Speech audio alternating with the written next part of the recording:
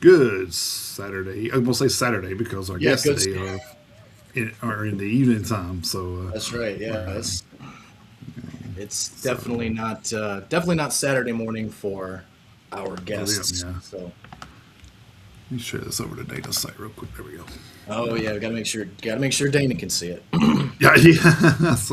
But but yeah, so we had a week off. Hopefully, you guys didn't miss us too bad. So Hopefully, you missed us a little, yeah, yeah, just a little. Yeah, just a little bit. You know. So, but but we are back, and we do have a, special guest with us today. Actually, we have every member of the band here with that's us today, right. Yeah. which is pretty cool. We don't have Yeah. that too often, so it's No. always good to have every member available, so we can get firsthand answers back. I guess it's hard to ask the lead singer what the drummer feels. I guess, but.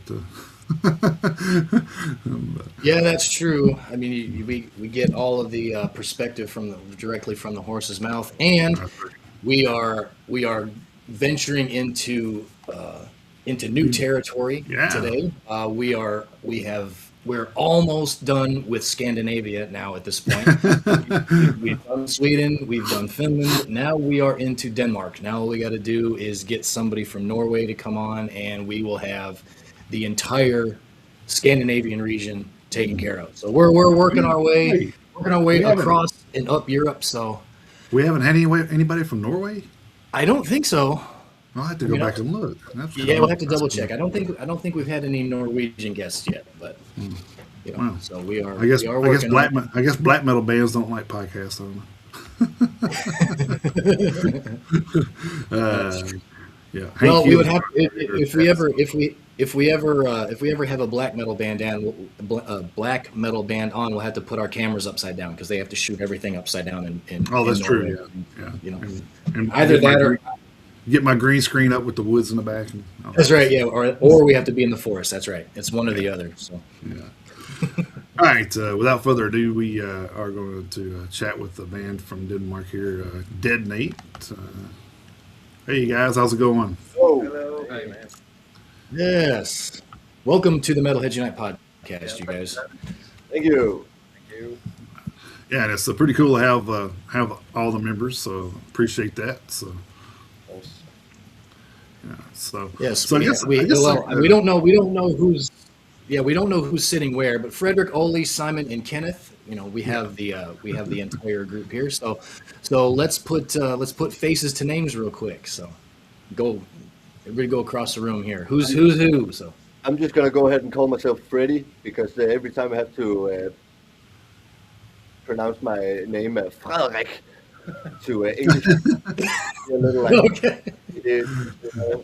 So I'm Freddy. Hello. okay, it works. I play the bass, or I try to do my best at least. All right. It's been working out for a couple of years now. So. I'm Simon, and I do some of the vocals, and I do also some of the guitars. All right. And I'm Kenneth, and I'm also a guitar player and vocalist. And I'm Ole, and I play. All right. Yeah. Nice. All right. Oh, yeah. All All right. right. Faces to names and everything. All right. Yeah. Cool. Frederick, don't feel bad about not wanting to use your full name. My full name's Christopher, and I don't ever use it because every time my full name gets used, I'm in trouble for something. So don't feel bad. So Just so used to people getting like, because my girlfriend is from Spain, and every time she introduces me to new people, and I go like, Frederik, they go like, what?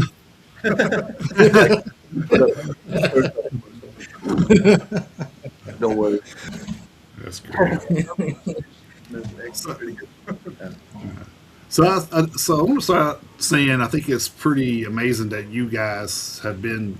I mean, this has been the band since the get go, correct? I mean, there's been no member. Like when I was looking up, I said, "Wow, this is crazy." They have no member changes. It's always been the same four guys. So I think that's pretty cool, especially this day and age with, when bands you even the big time bands you look up and they're always going through a cycle of changing members here and there. So Mhm.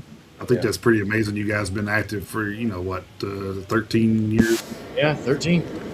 Yeah, so it's exactly. We don't even know. Yeah, but thank you don't even. It's so well, like we said, time goes by so fast. It's hard to keep up sometimes. So, exactly. Yeah, I think but it's we're also good friends. Like we started out as basically as good friends, and then it just evolved into this. So Yeah, yeah. we So did basically you guys meet in like school or? got all grew up together. So Okay, it's always been the four of us. Me and Freddie went to school together, and we met each other at like a music school where they taught like guitar and drums, and yeah, so we all grew up together. cool. That's awesome. So definitely got a lot of history there. Then, Oli, so. did you say Oli? Oli, did you say that? Oli, did you say that everything devolved into this? Is that what you said? Yes. Is that what you say? Did he say devolved? Is that what he said? You probably want to yeah, again. I don't know. I didn't. I was wondering. I was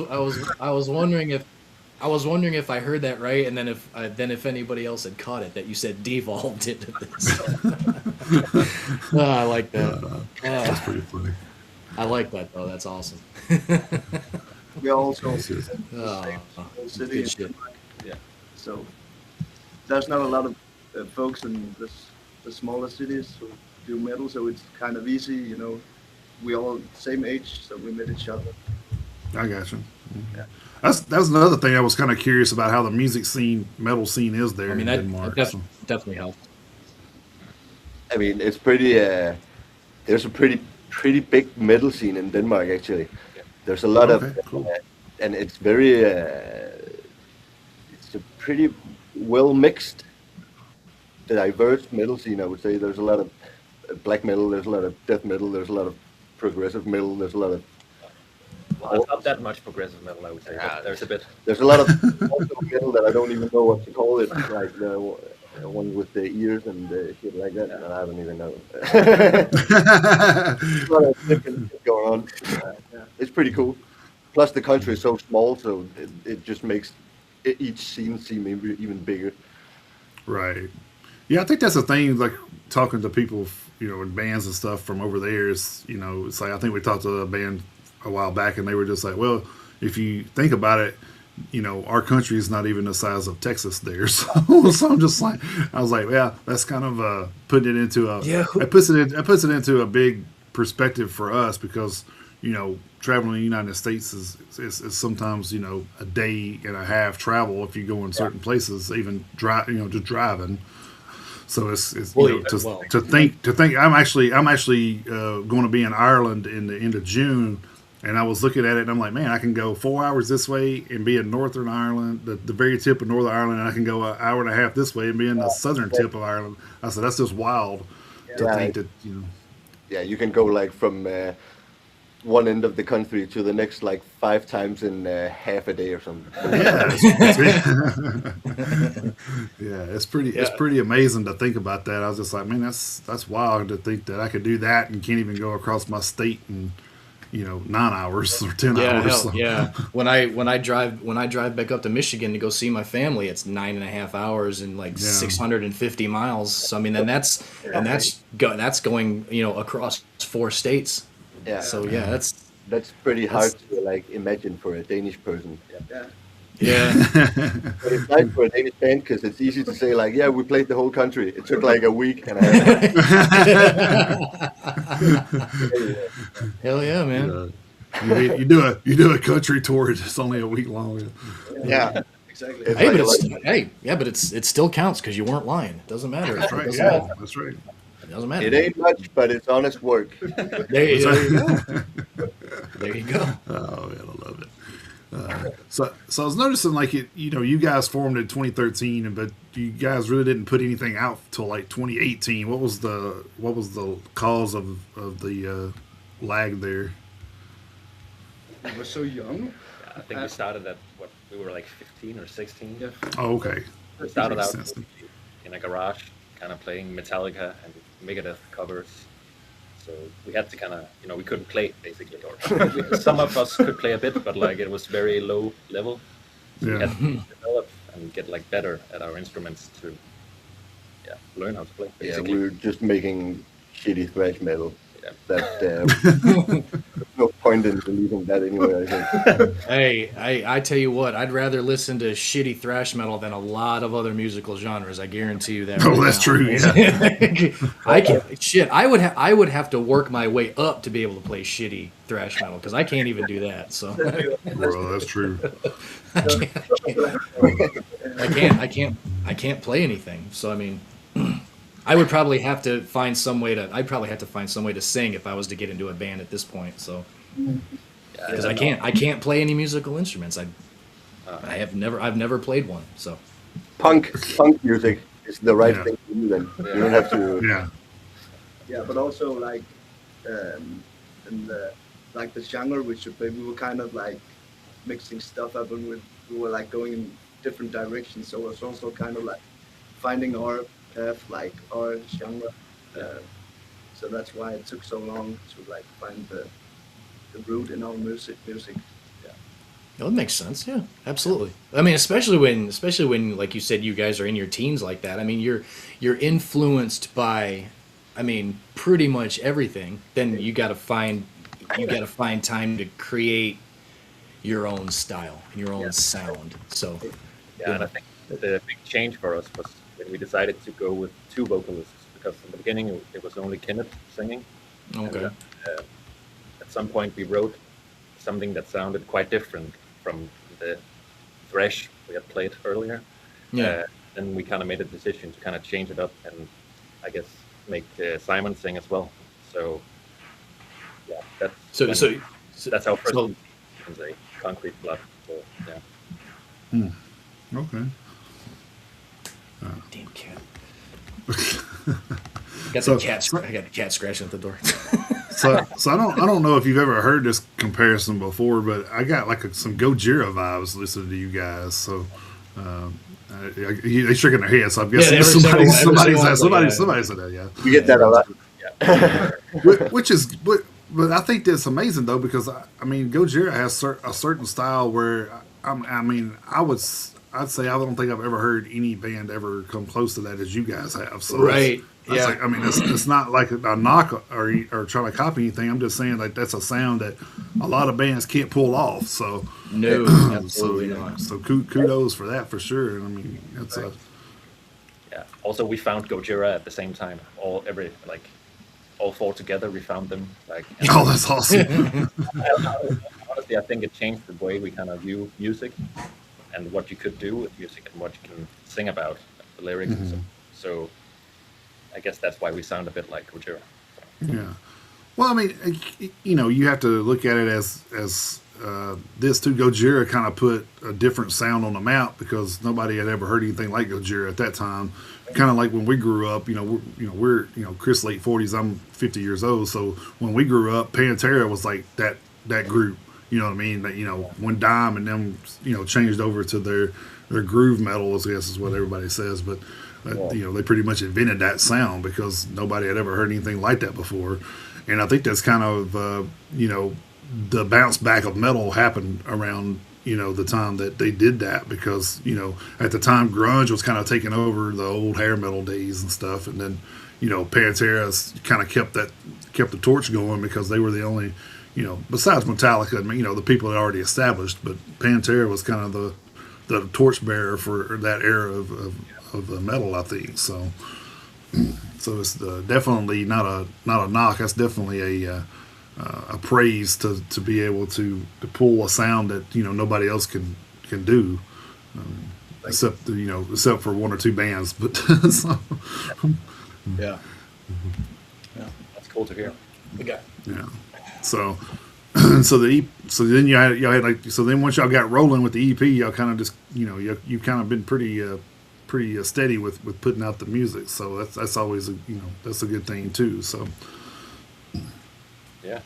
and that's Well, that's 2018, and then we released our debut that was 2022. So I guess, and then now 2026.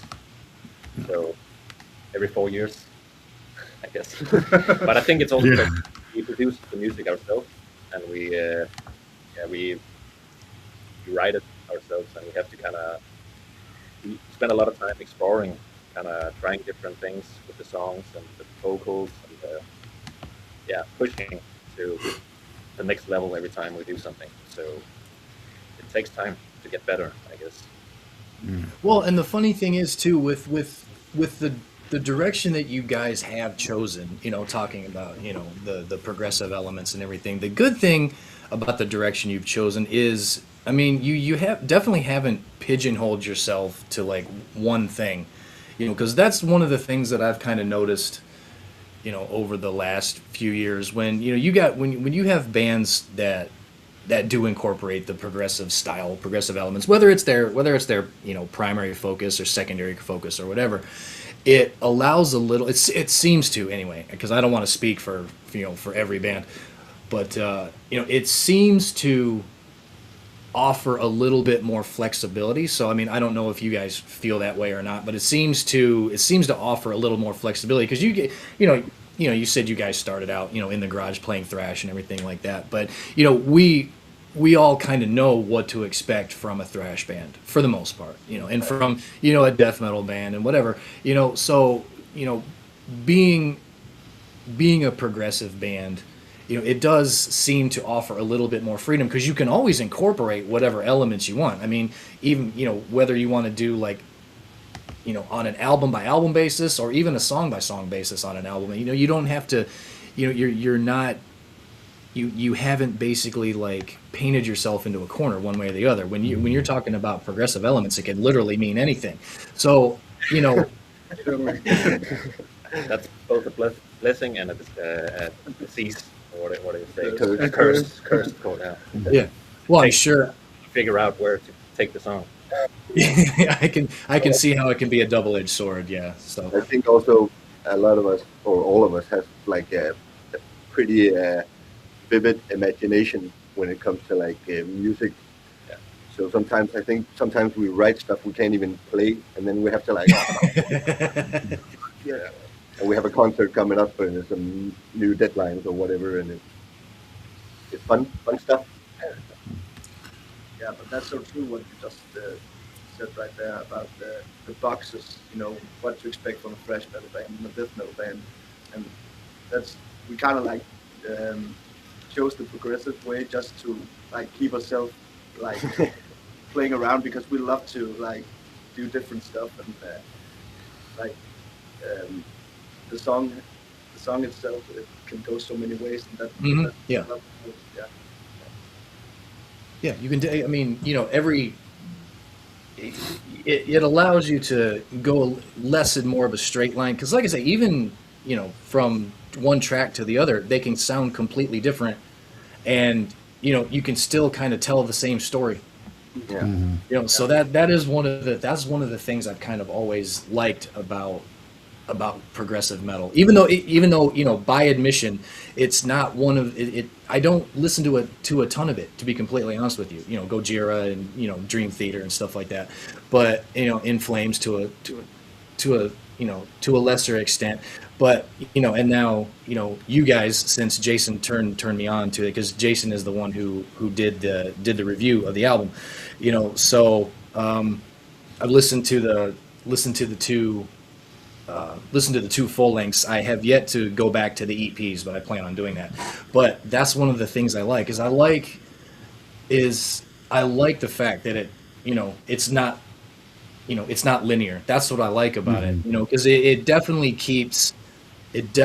kept me engaged. On both albums, not even just the new one, but and another thing that I like about your guys' sound from the first album to the new one here is you guys sounded like two completely different bands from the first one to the new one, and that was another thing that I really liked about it, from one song to the next, and then listening to the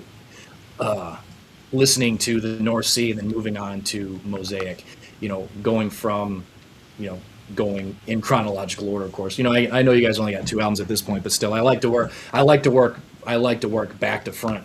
Yeah. So I worked my way from North Sea up to Mosaic, and I was like, this is because I wanted to know how you guys started and how you guys got here. So I do like to go back to the beginning and work my way forward chronologically when I can, because hell, some of the bands that we've talked to, they've had a lot of albums, so going all the way back and working my way forward's been a little bit tricky, just due to not having enough hours in the day. But going back and listening to the North Sea and moving forward, like I say, I will get to the EPs, but I wanted to make sure I focused on the bulk of the work. That way I didn't miss anything. But listening, like I say, it sounded like two completely different bands, and I like that, because I mean, obviously vocally I could tell that it was you guys, but from an overall composition standpoint, the way everything flowed, it almost sounded like two different bands, and I thought that was awesome, because like I say, it didn't sound linear, a lot of twists and turns, and I like that. What are you looking at? So I got my cat up here, and he's looking at something like he's, what are you doing? I don't know, but that's what I like. That was what one of the things I really liked about it, is they sounded like two different groups. So Thank you. Cheers. Well, that's good to hear, because I think we feel the same way. Yeah. We kind of feel like Mosaic is a step up, and we take the songwriting and everything up to the next level. And, so, yeah, we feel the same way basically. Yeah, and I think you can hear the maturity and the progression from the EP to Mosaic. I think you can hear how you guys have, you're getting better and better with each album and each release. So that's awesome. That not, and I think people take that the wrong way. Is I'm not saying the other two are not good. I'm just saying that you can tell you guys have gotten a little bit more. I guess I always say crisp. I think you guys get more crisp sounding, than with each level up. So Yeah, thank you, and we feel exactly the same way about that. So I think that's the thing too. Is I think every band, whatever genre they are in, I think that's their goal, is to, hey, what are we going to do this time to make it better than the last? And I think a lot of times it works, sometimes it don't. I mean, like, you got bands with Metallica and Megadeth that have, God knows how many. I mean, Megadeth's got 17, 18 albums, I think, or something like that. So Megadeth does, it's yeah. So it's like they got a lot to compare it to. So it's kind of hard to be like, oh, okay, well, I'm gonna make, you can only do that so many times, and then sometimes it doesn't work as well. But you'll have they all those bands have had gaps, but then come back and with another album and be like, okay, now this is what I'm used to hearing. So it's like they kind of try something new and it didn't work. So but that's the thing, is being a musician, you have to try those things, because I don't think if you don't. So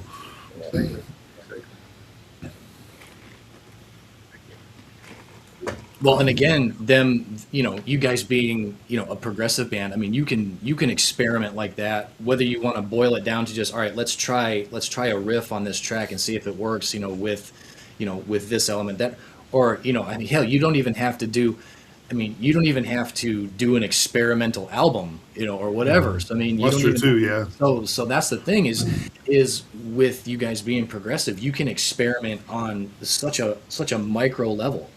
It doesn't even have to be this big grand thing, because that's one of the things about progressive, is it's so broad.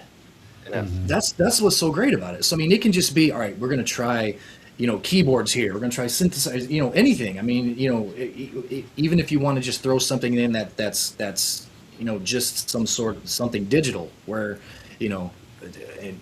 and even if, not to say that you guys will do this, if you want to incorporate something AI, I don't know, just not to say that you would, but you can, is what I'm saying. You guys have no limits. That's another thing that I've always respected about progressive metal, is that there's really nothing that you can't try at least once. No. Because it's like, hey, we'll see how this incorporates with this, and I got distracted for a moment there. Whoa. so yeah. You got a new co-host here. Yeah, So. we do. Don't show your pussy on camera. We're live. That's right. Yeah. That's right. He's he he hears me and hears like, hey, me too. And, That's true. I mean, that's also Yeah. a big part of why we play what we play, is to kind of be able to go in every direction we want to. So, and down To to make it fun for ourselves Yeah. to play, because playing two songs that's too similar is just too boring. Yeah, I Yeah. wouldn't be able to play 40 minutes of straight thrash metal and not get bored. I think it would get pretty tired. Yeah. And that's the funny thing is like even when you guys play something live. I mean, hell, you can throw something in there. It doesn't even matter. You can do whatever the hell you want. So I mean, it's I don't know. I guess I've never really thought about this before, but I mean, as far as because Jason and I have talked about this, on several occasions on this show at this point, talking about the amount of quote unquote subgenres we have in heavy metal at this point. Where it started and what it's gotten to now.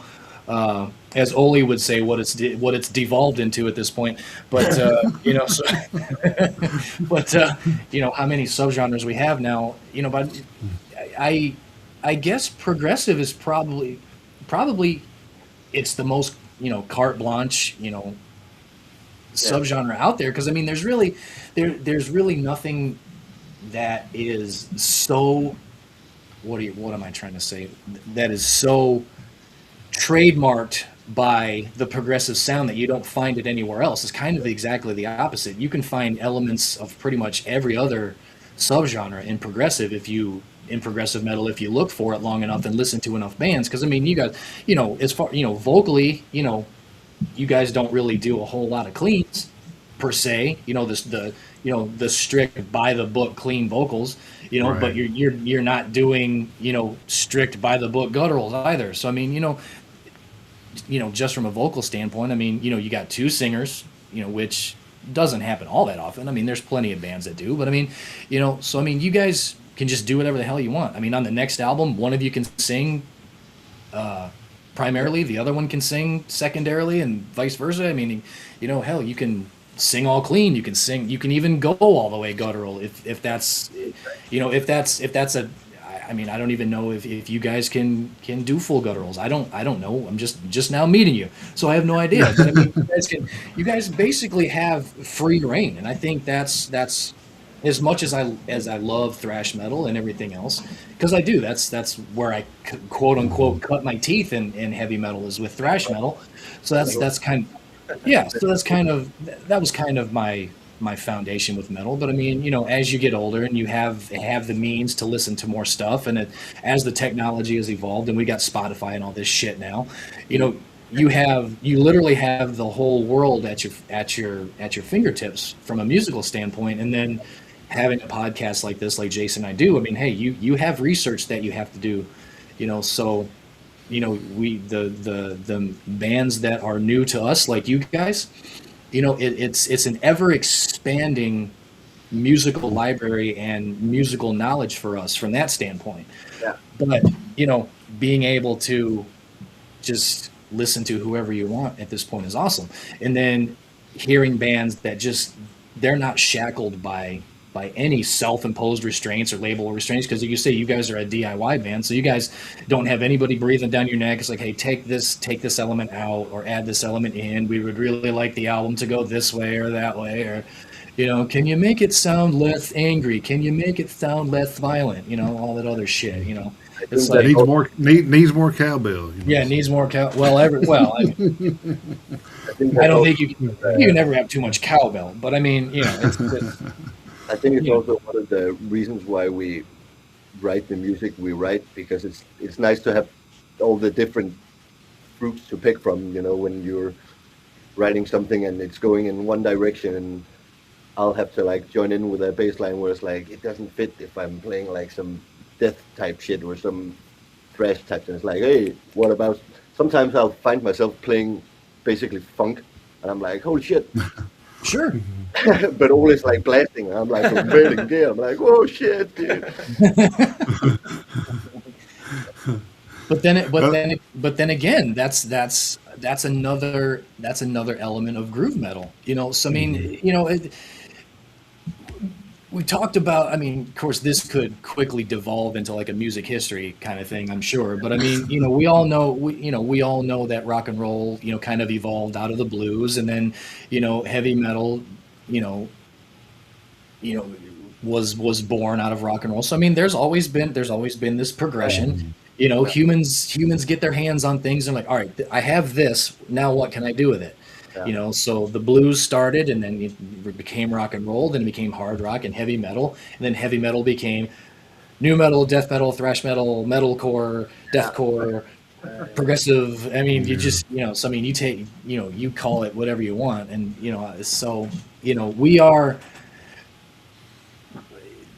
by nature, just we just can't sit still, and we always want to see where else we can go with it. And as far as I'm concerned, progressive metal, the sky is the limit, and as far as that goes, as long as we're not, completely going, off the rails, and humans are still making it, so, but just because you throw, a funk bass line in there doesn't mean it can't fit, because there's plenty of groove metal bands that we've listened to, and it's like, that sounded a little bluesy or jazzy or whatever. And you're not talking about an entire song, but I mean, a bass line, or, like you were talking, it could be a bass line. It could be, just like a quick little, a drum fill, or a riff. So, I mean, it doesn't have to, oh, well, that wasn't metal at all. So, I mean, you got people who are like that. And it's like, just calm down a little bit. I mean, they threw in some, they threw in something else for a little bit of flavor, so it doesn't, you got these gatekeepers and everything. There's like, oh man, if you listen to X, Y, and Z, you're not really, man. It's like, Jesus Christ, you're one of those. I mean, come on, man. I mean, it's just, I don't know if you guys experience that shit or whatever, but I mean, it's just,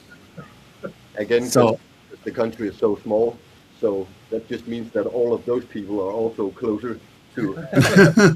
that's true. It's like, hey, I can find you. I can drive around for an afternoon. I can find you. Absolutely, like those people are everywhere, I guess. Like, yeah, and with the progressive metal thing, I think when I think about it right now, it was also like for us, we didn't know what to call our genre. We didn't know what to call it, and I remember looking at Instagram, like in the description, we have to call it something like, what do we call it? And I think the progressive metal thing keeps the genre open for us, so we can do, like you just said, we can do anything, and that's why we chose to like call it progressive metal. Yeah, I think Encyclopedia Metallum actually has you guys as a progressive groove metal band. So Exactly. which is probably pretty accurate, I would think. I think it's accurate. So, there have been times where it's like we've seen bands that have come on, and where we've had bands on the show, and then we're doing our research and everything ahead of the interview, and like Jason and I will be like, do you think this is a melodic death metal band? And we'll be like, I was like, no. We'll be like, no, I don't know where the hell that came from. But the funny thing is most bands don't call themselves, a lot of times metal bands are like, we just play what we like, and that's totally fine. It's like they get lumped into this, that, and the other thing by like Jason mentioned, Encyclopedia Metallum. They'll get classified by a website or a magazine or whatever. I mean, we have friends in a band here in Tennessee, and they call themselves a symphonic metal band because that's what they are. But I mean, so some bands do know where their sound comes from, and some bands are like, yeah, we're this, we're that, we're that. But most bands are like you said, man, we just play what we want, and this is just the sound we went with, and other people have said, hey, you guys sound like this, like we've done, like what we thought we heard and everything else. And a lot of it comes from other sources, but I mean, in this instance, I think it definitely fits. And yeah, your guys's roadmap is wide open. So Yeah, what I thought was funny was I was riding around listening to you guys, the new album. I think it was the new album yesterday, or let's see, yeah, I think it was yesterday. And my wife, like, we had the GPS on because we were going somewhere we weren't familiar with, so it took up the whole screen. She says, "Is this Gojira?" I says, no, it's not Gojira. So I was like, it made me feel a little better that I wasn't the only one that thought that, though. I was just like, okay, so I'm not crazy. Somebody else Yeah. did hear that. Okay. But like Chris said, though, I think it is kind of like, to me, it's like not every song, like he said, is like that, though. It's like just certain songs No, I it's hear. not. It's like, oh, look, that's kind of, that kind of does sound like them. And then I kind of listen to a few more, and I'm just like, okay, well, wait a minute, that's a different sound. So Right. it's I think that's awesome that you guys are this young into this and can do that. Kind of keep people guessing about with what they're going to hear next. It's not like when we talk groove metal, I always automatically think Lamb of God, because of course they're the ones that are still kind of going out carrying that torch. But it's like if I hear a riff from Mark Morton or them, I'm just like, Randy ain't even got to sing yet. Sometimes I hear a riff from them, I'm like, that's the Lamb of God. Yeah, you automatically know. You automatically Oh, know yeah. from that riff. You do. And Gojira is kind of the same way. If you hear Christian hit one of those licks, and you're like, oh, that's Gojira. They got that womp womp, and it's just a distinct sound that's got them where they're at, and they just kind of keep incorporating it within new songs. So Yeah, so that's another thing that's great about your guys' sound is it doesn't, we just because we keep mentioning Gojira, it doesn't mean like we think you guys are like a clone or whatever.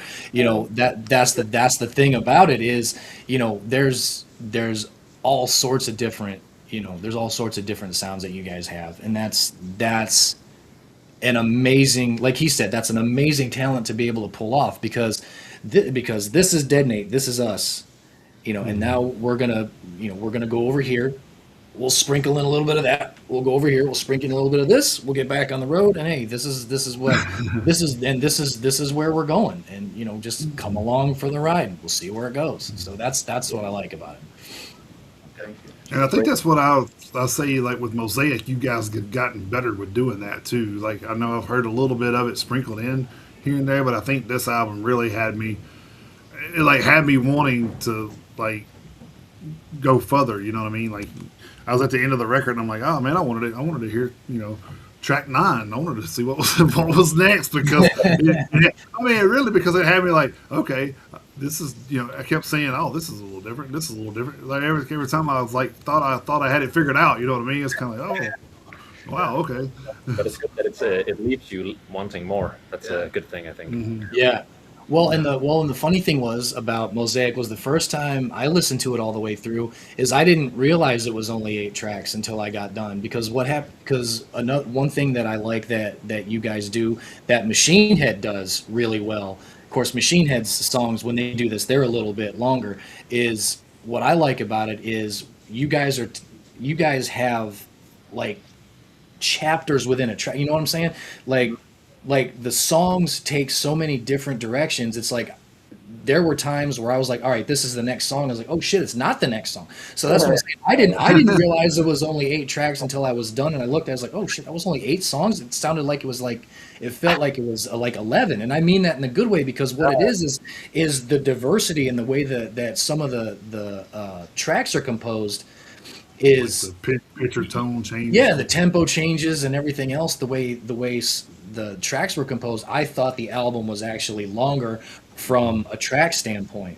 Now it's only, I think it was only like about 40 or 41 minutes. Yeah. So yeah, somewhere around there. So I mean, that's still a good length for an album. But I thought, just based on what I was hearing from the composition standpoint, because I was, I listened to do most of my listening to music in my truck back and forth to work. So I'm listening, and I don't really have the time to, obviously, so I'm paying attention to the goddamn road, what track I'm on and everything else. So at my first listen, I was like, that had to have been like 11 or 12 tracks. I was like, oh shit, it was only 8. So no, I mean, that's what I liked about it, because, stayed engaged with everything I was listening to. And I was like, that's awesome. I like that, but then didn't realize that some of the stuff I was hearing was within the same track.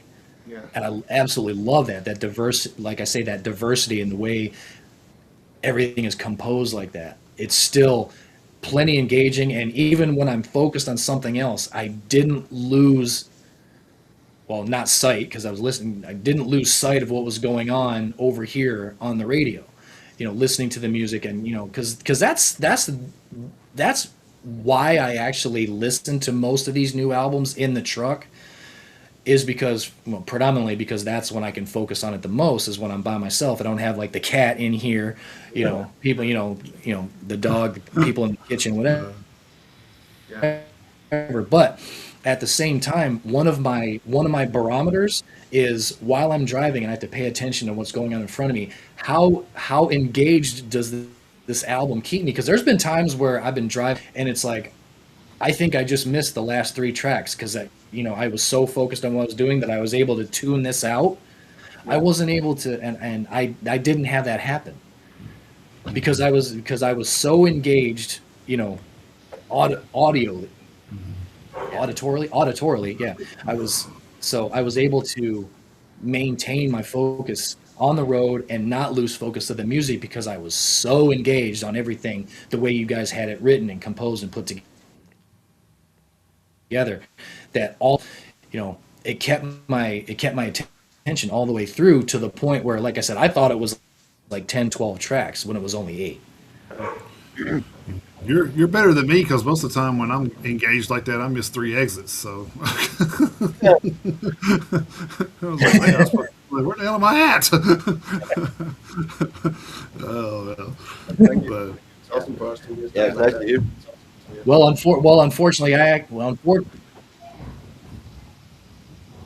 hear. Unfortunately, I have to drive to work every day. You don't drive as far as I do, so I'm that's true. driving by muscle memory at this point. So so thankfully I kind of, so I kind of, drive. I drive there too often, which sucks. But so but yeah, I wanted to so ask the way the album was able to keep me completely engaged was fantastic. right. That's good to hear, Thank you, dude. man. I wanted to ask you guys about the name of the band too. How did that come about? I mean, there's not like a 5th member, Deadnate, or nothing, right? Y'all killed him off or something, right? Again, run with it.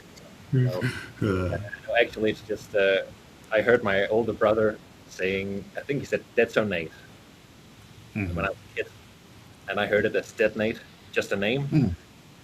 Not anything to do with a Nate or anything, but I just heard it as Deadnate, and I just remembered that. And because Metallica, they have Metallica, that's a name. It's not like, well, it is metal, Right. but it's a name, so we wanted that as well. yeah. Yeah, I thought it was. I know thought it was- what you're talking about. Yeah, I thought it was kind of a play on words with detonate, but I just wanted to, I make did sure. too. So, Detonate, maybe, I guess. But yeah, not really any story behind it other than that. I mean, I think it's interesting, and it's kind of catchy though, the way you guys spell it and everything like that. So it's definitely one of a kind for sure. So you don't have to worry Yeah. about. I don't think you'd ever have to worry about anybody coming around and trying to steal the name or anything at some point. Also, the name is also approved by Kirk Hammett, because I met Kirk Hammett backstage in Horsens when they were playing here in Denmark, or maybe it was Herning or something. And I had the record, and I told him I was playing in a band, and he was like, "So what's the name of the band?" And I was like, "It's called Deadnate." Deadnate? Oh, that's a great name. And he wrote Deadnate on the record and gave it back to me. So That's awesome. that's cool. Hell yeah, dude. Yeah. Yeah. I mean, that's some pretty high praise approval right Yeah. there. So. Hell yeah, man. But at the same time, I know what you're saying about wanting to find a name that's yours and everything, and it's because there are some bands. I'm not going to knock anybody in particular, but there's some of these band names. First of all, some of these damn things are way too fucking long. It's like, dude, you gotta. I mean, you gotta. So I mean, I understand wanting to find, and it's hard to do at this point. We're talking about creeping up on 60 years of just heavy metal at this point. So you're talking about just heavy metal bands. I mean, to find a band name that first of all sounds good, but second of all isn't taken by like half a dozen other bands is damn near impossible. But I mean, I see some of these bands. It's like, geez, you gotta shrink this shit down. Because because one or two words, fine. like Jason's wearing his Kubla Khan, shirt. I'm wearing, my Ashes Reign shirt because this is another band that's friends of ours at this point. Slayer, Anthrax, Pantera, Metallica, but Cannibal Corpse, stuff like that. 1 to 2 words. I mean, some of these band names are like a goddamn sentence. It's like, oh, I mean, come on, man. So I mean, so I definitely get it, but then it extends out to Bring Me the Horizon and the Great Dillinger Escape Plan and all those stuff. Right. Yeah. At some point, somebody said, "Hey, System of a Down is too long," and they said, "Okay, we'll just call it SOAD." Yeah. So you can imagine if you got 6 or 7 words in there. It's like how do you make a banner for a show, man? It's like that's it can't be very big writing if you got that long. Yeah, exactly. So, yeah. It almost has to be just like a symbol or something, I guess. But yeah, pretty close.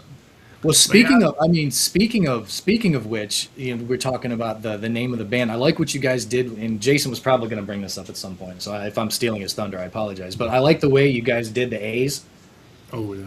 Yeah. That's cool. That's cool as shit too. I like that. It's kind of but that's the thing is what you guys did with the 2 A's is kind of like what Metallica did with the M and the A. Yeah, It's the same damn thing. It's the same thing. The jig is up. Now we gotta change our name to something with 7 words or something like that. Yeah. But no, it's cool because it's something that works for you guys with the way it's set up. So it's synonymous with you guys, and I like that you found something like that.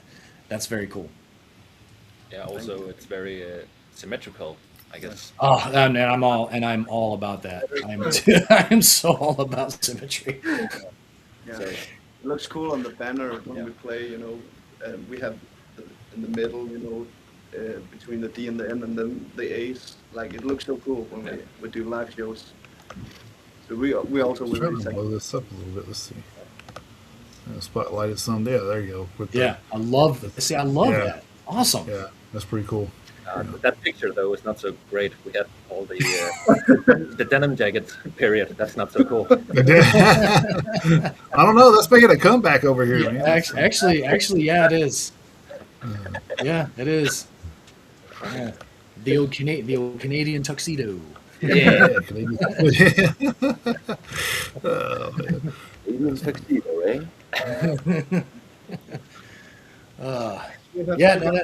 That as far as I'm concerned, that looks kind of timeless, So I mean, that's fine. Hell, that's what battle vests are made out of. So I mean, it's got to be, there's got to be some credence to it if that's what all the battle vests are made. I mean, maybe you guys should lose the sleeves and retake the picture, but Yeah, there you go. Yeah. I think the denim jackets are fine. It's just the sleeves are a problem. But next time. Yeah. But hell, you can put extra patches on the sleeves though, so that does give you more real estate. So I actually didn't think about that. Sleeves as pants, Go full denim. Yeah, there you go. That's a hell of an idea. Sight to behold.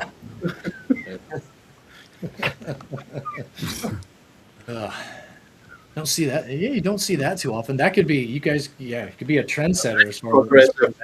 Super progressive. That's progressive. That is progressive. Yeah. Did you say too progressive? Yeah. Is there such a thing? I don't know. Full denim. I don't know. I don't know what. I don't know what too progressive would be. That's actually a good question. Like where would you draw the line at this point? Or next.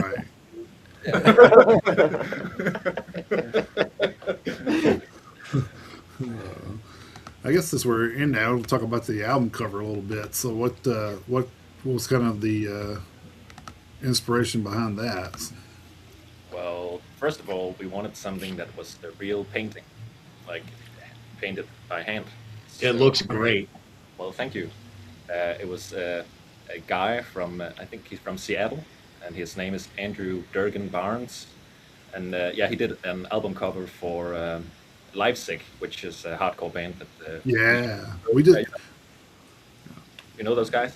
Livesick? I've heard of Livesick. Yep. Yeah, well, their last record had also a cover made by him, and so Okay, cool. I like that, or we like that, and then we thought, well, maybe we should reach out and see if he would be interested in painting something for us as well, and he was. So yeah, and the idea behind it is just well, there's obviously the mosaic part in the Hmm. background, which Yes. fits the title, and but then there's also kind of this, I guess you call it duality, like you have the two windows behind him, and one is night and one is day, and Yep. then also he's holding a face, so you got the two faces, and like is he putting on a mask or is he taking off a mask, and yeah, so there's a lot of symbolism and metaphors in there you can find. So, and it fits with the some of the song, the lyrics of some of the songs. So Yeah. Two tongues. Yep. Yeah, yeah, yeah, and we're pretty stoked about it. yeah. Like it's really cool, I think. Yeah. The album cover turned out great. I also think it stands out quite a lot with the color scheme compared to like, a lot of metal Yes. artworks. When I saw that, I was like, wow, that looks that like catches your eyes. So Well, Well, and it's funny that you mention that, Jason, because that he mentions that because we were talking. I can't remember who we were talking to earlier this year about the way the album. It may have actually been Lassie when he was on the last time, because I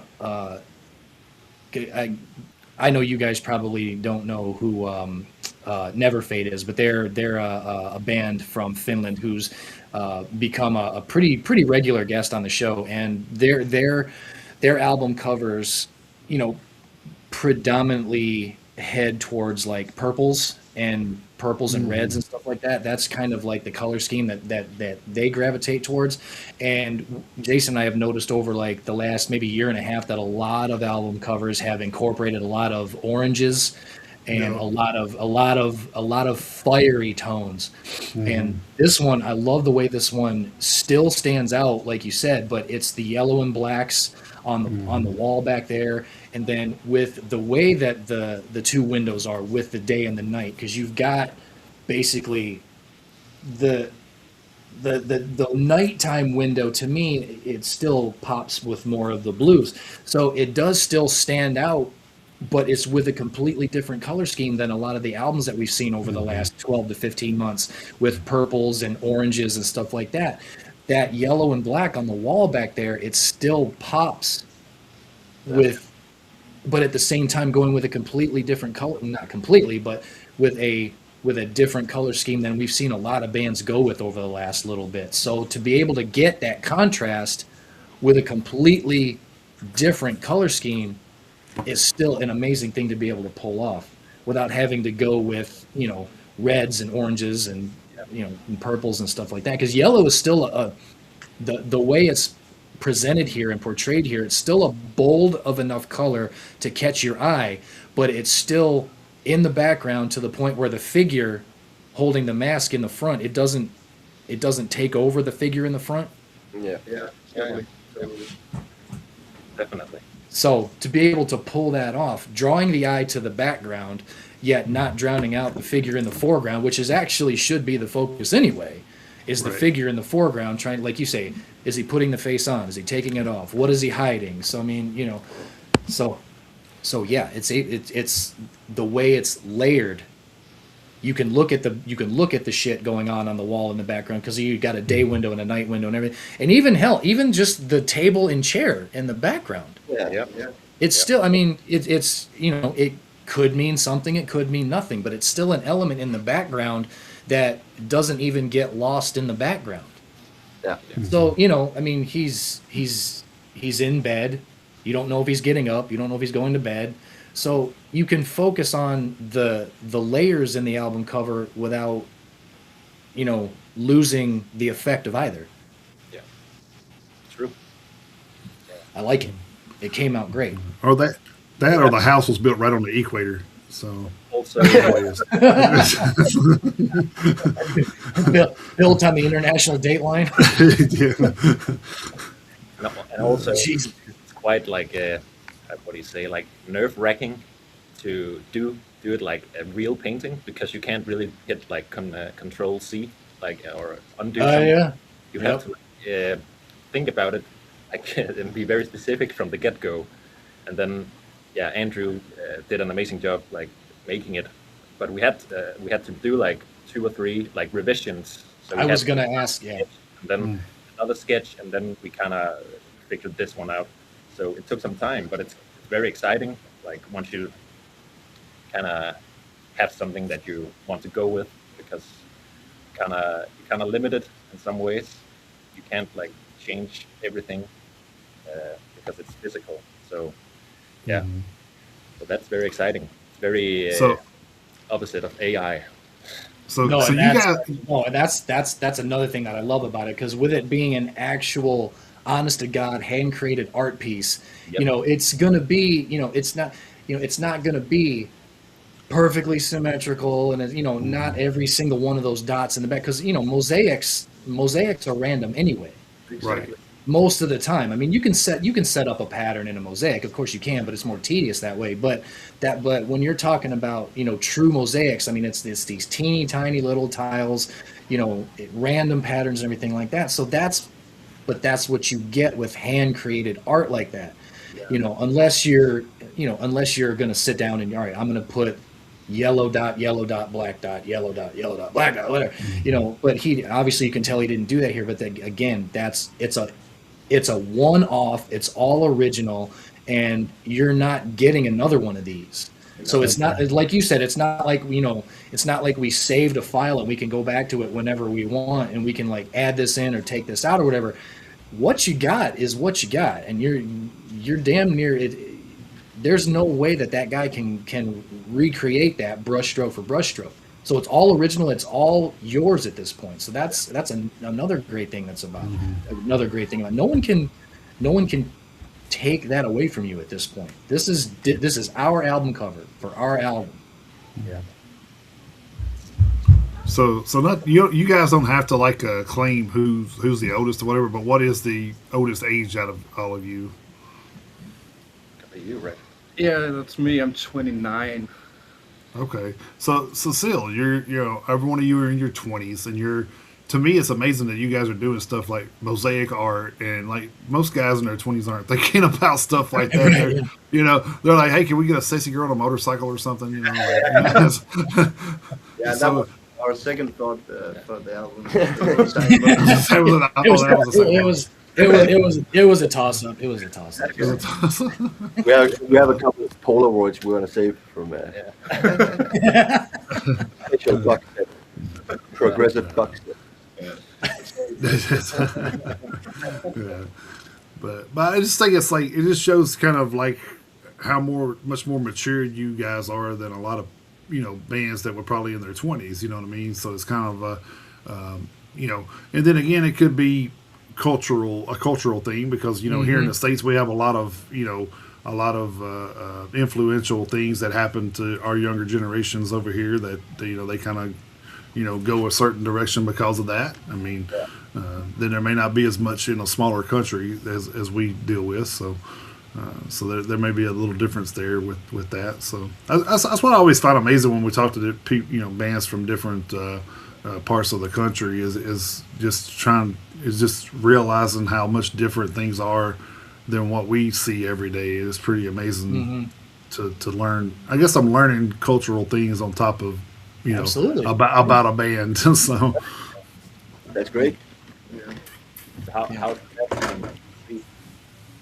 what's that? the metal scene in Tennessee? Are there any like great bands out of there? I don't know. So the metal scene here is actually the thing with Nashville is it's always been considered like country music capital of the world, and Yeah.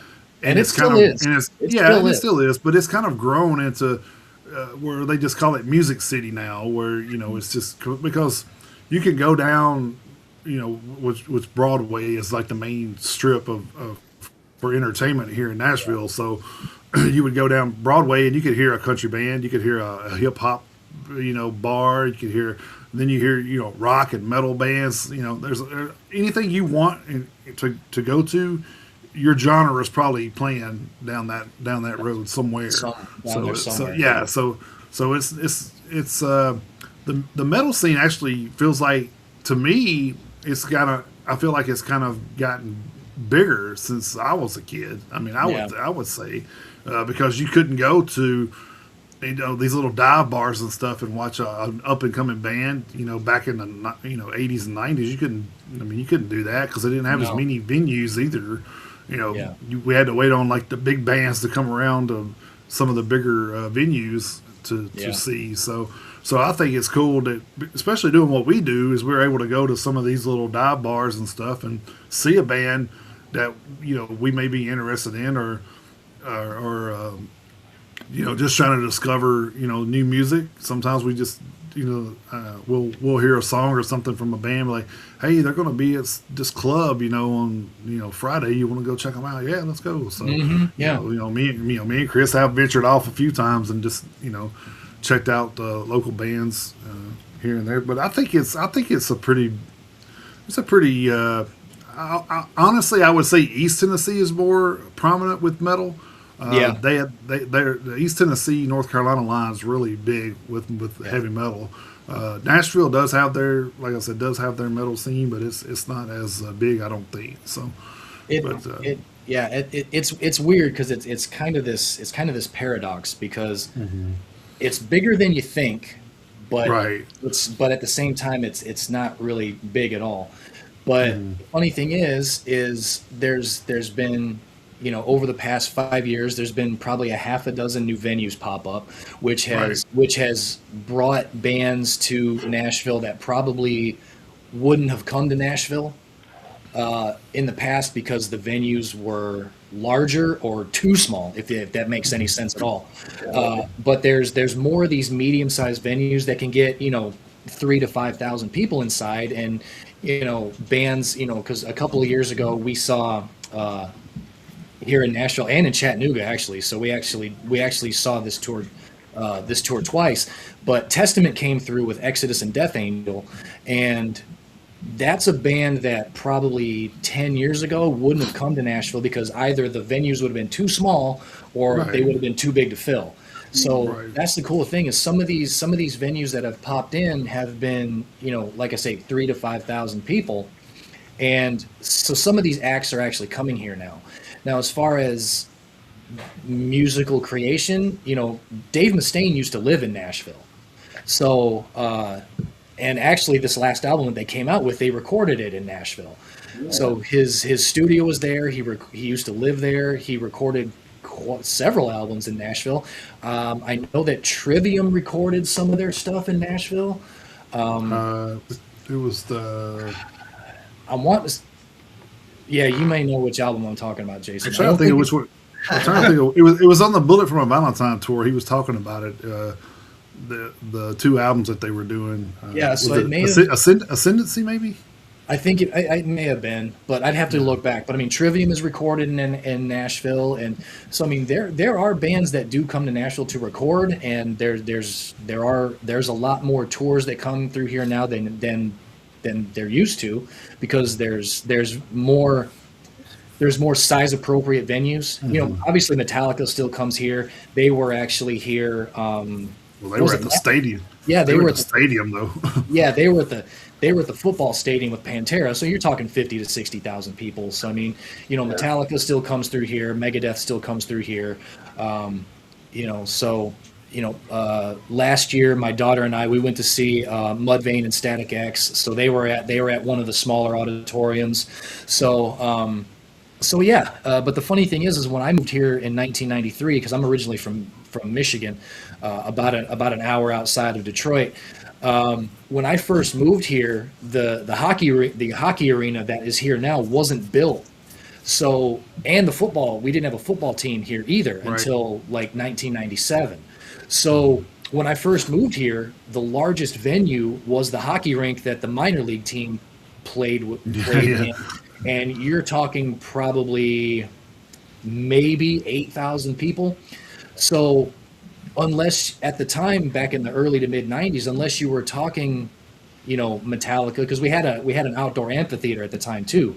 Metallica would play there. Ozfest played there at the outdoor amphitheater. But as far as like indoor venues, we didn't have the Nashville Predators yet. So, I mean, a 15 to 20,000 seat indoor venue, we didn't have that yet.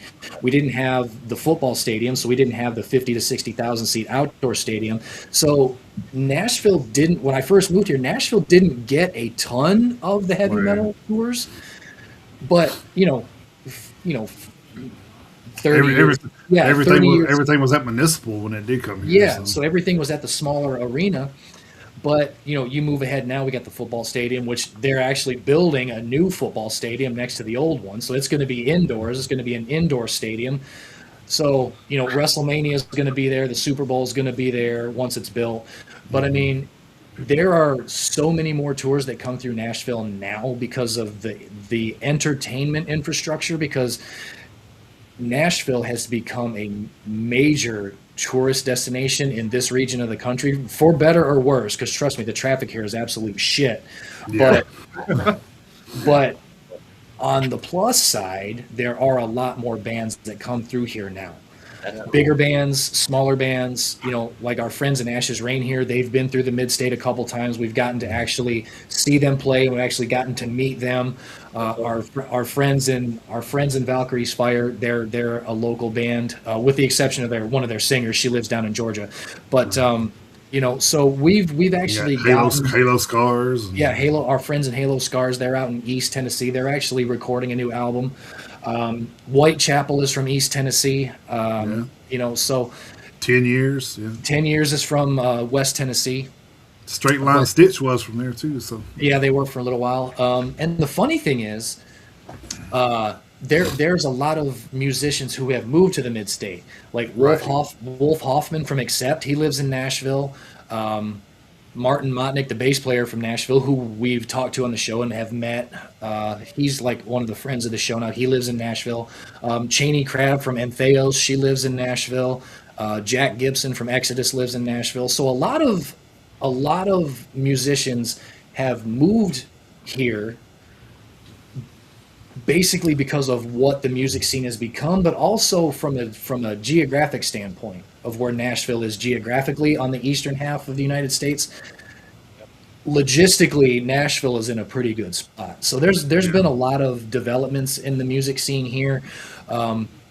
Basically, like I said, the musical infrastructure, the way it's improved, and just geographically, a lot of musicians with Tennessee as their jumping off point. If they're going on an East Coast tour, it's not far. Even if they're on a West Coast tour, the Mississippi River isn't far. So if you're going out to the West Coast, it doesn't take much to get back home when you're done. So, Tennessee has got a lot of benefits from a geographic standpoint and a musical infrastructure standpoint, which has really benefited the city as far as, what we're talking about from a musical aspect. So we get a lot more tours through here now than we used to. And like I said, a lot of musicians move here and live here and record here. So I think Nashville's come a long way. I think too, a lot of those bigger bands that they decide like they want to take off and do a European tour or whatever, Tennessee's kind of a jump off point for that too, because it's not that, it's kind of the, it's LA, on the West Coast, and then, Tennessee, North Carolina on the East Coast, because we're right there. So, I mean, Yeah. Nashville does have, now I don't know where all they go, of course, but I know that Nashville International Airport does have a lot of direct European flights. Yeah. I'm sure it's probably to, obviously, the eastern part of Europe, but I know that they do go. I know that they are close enough to the East Coast that they do go direct to Europe to some places. I'm sure, like London and Paris and stuff like that. But they just started doing nonstops to Ireland too. So yeah, so Nashville's in a good spot. So we're coming. One day. Yeah, well, hey, we'll be glad to have you. Man. So yeah, me and Chris will be there with bells on. Trust me. So Hell yeah, we'll be there with our horns up for you. Absolutely. So, now that being said, I mean, what has touring been like? What does touring look like in the future? And is there even any possibility of getting over this way? Good question.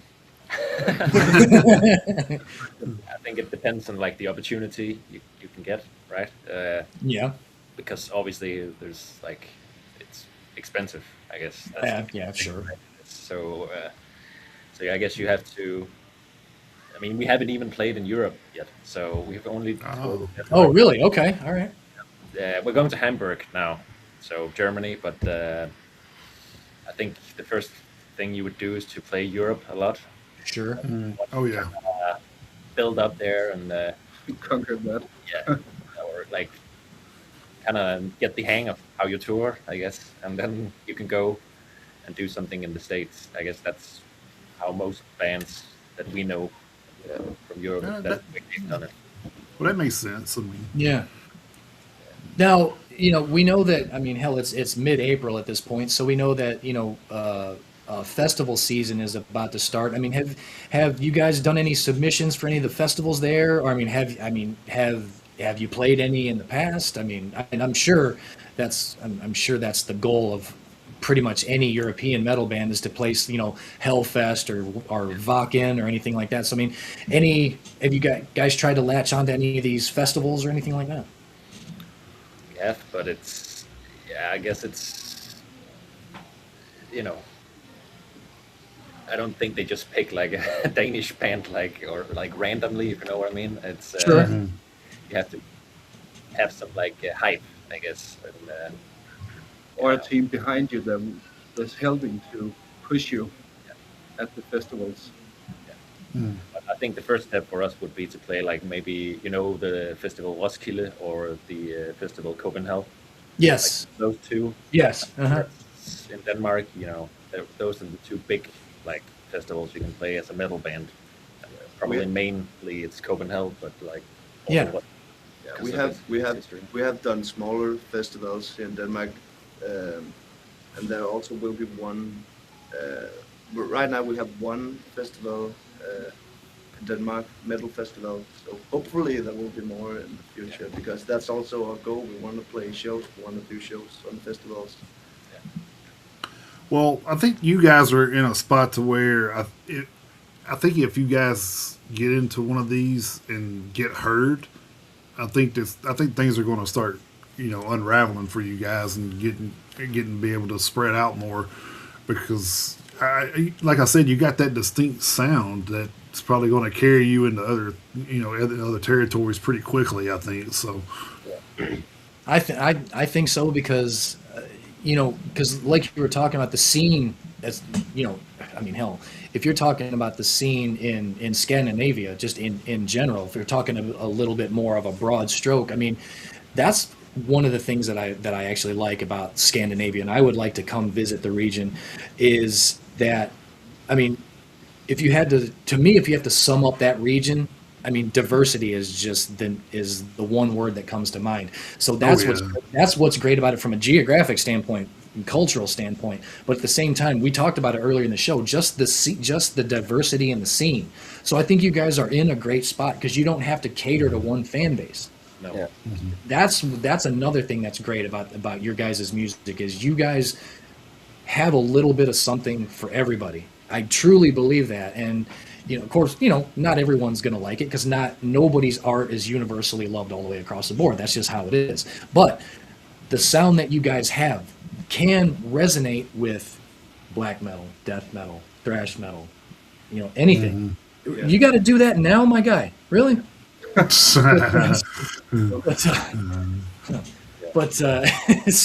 so yeah, I think Jason's right. You get put in front of the right people, and I Oh, have it's going to. I do. I have a feeling with the sound that you guys have. I think you guys are gonna catch on with the right people, and I think there's gonna be doors that are gonna open for you guys. I really do. I also think we feel kind of ready for it right now because, like the past maybe 2.5 years, we've spent a lot of time rehearsing for like live shows Mhm. and like really like multi-tracking every rehearsal, so we could focus in and listen to only the drums and then only the bass and only the vocals, and just become better and to kind of get an idea of what everybody's playing. So it's a process that takes a long time to kind of go through, but the like development we've seen from doing that is quite amazing. And And when we play live now, it's like it's night and day compared to, let's say, 3 years ago or something like that. Sure. Yeah, So we feel ready to we play. feel ready to do the festivals right now because we feel like the the level of us playing has become so much better And also during the that new songs. playing. Yeah, Yeah. exactly. The new songs are also a little bit more like they hit better live. Yeah. Well, yeah, I mean, Jason even alluded to that earlier in the show about just the evolution from the North Sea to Mosaic is absolutely noticeable. So that that makes total sense to me because it's apparent in what you guys have recorded and put out. So I can totally see that. Nice. That's great to hear. So I guess like was there? So I guess I should say how many tracks were actually written for the album that and then didn't make the record? We wrote a few more, maybe 10, 11, 12, but like there's also a lot of ideas, right? Right. Just Sure, yeah. riff sometimes, and maybe it's cool, and then you end up not using it. But we wrote around like 10 or 11 songs, something like that. But yeah, those 2 or 3 other songs weren't good enough. So yeah. Okay. So so the stuff that's left over, could it be potentially cannibalized for something later? So Yeah, it could be some of it, maybe some of the riffs. I don't think so. that It wasn't good enough to put on this record. I don't know. We would have to kind of change something. Yeah, but sometimes the riffs pops up again. Yeah, they do. Some of the riffs from the Yeah. earlier, it pops up sometimes. The Yeah. song with Funeral Cottage was actually a riff we wrote before we made the first album, The North Sea. So actually, Sometimes they do come back. Yeah. They do. because that yeah, riff, that riff didn't make the North Sea, but then it was good enough to make Mosaic. So you can never have Well- too much material. Yeah, that's true. Well, I think too you may learn a new technique in the next 2 years and be like, oh, maybe I could tweak it with this new technique I learned, That's and then true. with especially with the way technology is changing things, instrumental wise. I mean, they could come up with something to create a different guitar sound or something, then you'd be like, oh, I'm gonna try this with this old old riff we wrote and see what happens. And sometimes and then never know, it may turn out to be a the hit that puts y'all guys over the moon. You never know. Yeah, better to write too much shit than not have enough shit to put out. Well, that's true, yeah. Because sometimes I feel like I listen to stuff and I'm like, okay, why y'all put a 30-second like interlude in track 6 for? Like it didn't even like go with anything, or some bands do that, and I'm just like, it almost sounds like, hey, we need another minute and a half. Y'all got to throw something in here. So it's like, Yeah. like the record labels like on their ass about it or something. That So- does happen. Yeah, which is Yeah. crap. I don't understand that method with record labels of why they would want, like, some of them are just like, hey, we got to have 45 minutes or nothing. It's kind of like, why? I mean, sometimes like you got 41 minutes of great shit. Like you don't need extra 4 minutes of nothing. Mm-mm. I mean, I would have took an extra 4 minutes of stuff from you guys, but Well, see that it's funny that because a lot of good lord. All right, man, come on. Thank you. I'll see you later. But I guess he finally got done napping. But that's one of the other things that I noticed. I'm glad Jason brought that up because I meant to mention this. What I like about the fact is because I talked about earlier in the show where I was talking about I thought the album was like 10, 11, 12 tracks long because the way everything was composed. Another thing that I liked once I actually sat and looked at it was like, holy shit, that was only 8 tracks at like 40 minutes. That's like 5 minutes a track on average. So to be able to do what you did and squeeze everything you did in like an average of track length of about 5 minutes is also just extraordinary. Because I mean, some of these songs get upwards of 8-9 minutes to be able to put together everything that they put together. Yeah. But to be able to do what you guys did in those smaller 4.5 to 5 minute chunks was amazing. So I'm glad Jason actually brought that back up because it actually had slipped my mind for a second, but I wanted to make sure that I let you guys know that too. To put the amount of work into the amount of time that you were able to get it down to was phenomenal. But also, And that part of it's like old school thrashy stuff, because that's what, if you go and listen to old Metallica records and stuff, it's like 8 songs, 35, 40 minutes, and it just, that's kind of where it kind of, you guys kind of felt like you guys pulled in some of the thrash stuff that you're used to, is just with tracking and from tracking the minutes, I guess, I should say. So I think, for instance, the track Two Tongues. Yeah. Yeah. It has that kind of grand intro with like reverse guitar, kind of Metallica, and a acoustic Spanish guitar, and then there's like a whole progressive thing in the middle. Then you have an outro with a guitar solo and a huge like guitar harmony part at the end. Mm-hmm. So that's definitely kind of Metallica in a way. Yeah. Yeah. It's a bit more progressive, I would say, right? So, Yeah. Absolutely. so yeah, I guess there some of our roots come through there. Yeah. Hey, there's nothing, and that's nothing wrong with that, because like you say, playing the way you guys play and compose and record, you can always incorporate, that anything you want. There's really no wrong ingredient to the recipe that you guys have created for yourselves. Now, do Simon and Kenneth, do you guys alternate solo duties, or does one kind of just do the solos, or? it's primarily Simon that plays the solos because my fingers are not fast enough. I have one solo on this album, the solo in Mosaic, the title track. I play the solo because it was not fast. It was